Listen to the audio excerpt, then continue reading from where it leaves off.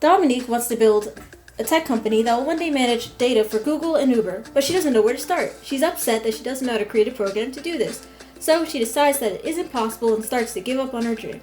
Well, never fear, algorithms are here! What is an algorithm? An algorithm is a set of instructions that are followed to get a desired outcome. They have a clear goal and the instructions are then used to achieve that goal.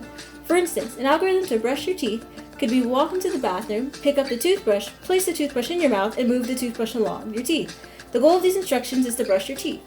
Now, even though brushing your teeth or the instructions used to complete the task is an algorithm, when most people refer to an algorithm, they're talking about a computer algorithm. What is that? Well, computer algorithms, or programming algorithms, are sets of well-defined instructions that computers use to perform calculations or solve problems. Just like the brushing teeth algorithm, a computer algorithm has a specific goal, and it does this with code. Now, computers don't know anything. They're blank slates, so if we tried using our brushing teeth algorithm on a robot, the robot would get confused and blow a fuse. Why would it blow a fuse? Well, like I said, an earlier algorithm has to be well-defined. If we look back, our algorithm isn't well-defined, and it has to be well-defined for the robot to follow the instructions.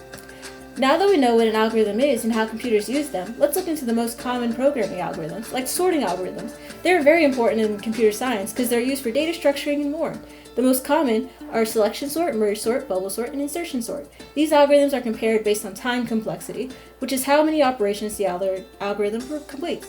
The selection sort, for example, works by finding the lowest value in a list and then moving it to the front of the list. So we have 24, 10, 3, 12, and 14. The number 24 is kept in place, and the minimum number is 3, so it's moved to the front. If 10 is looked at, the algorithm begins connecting and searching for the second smallest number in the list. But in this case, it's 10, so it stays in the place. This continues until the entire list is sorted. When looking at algorithms, the most important aspect is time complexity, or how efficient the algorithm is with large data sets. Our selection sort is only big O of n squared, which means this algorithm is inefficient with large data sets. You're probably wondering what big O of n squared means and why it's relevant. Well, when it comes to the time complexity of algorithms, they are measured in many different ways. The most common, big O of log of n, big O of n times log of n, and big O of n squared. The big O notation is used to demonstrate the worst case scenario for a sorting algorithm and determines the number of operations that an algorithm makes. So big O of n squared means that the algorithm performance is directly related to the number of elements in a list squared. This makes it inefficient. The most efficient sorting algorithm is quicksort, and it has a complexity of big O of n times log of n. So, now that we know what an algorithm is and how they work, we can help Dominique with her dream. Since she wants to manage large data sets, it's important for her to use the quicksort algorithm to implement the quick searching methods.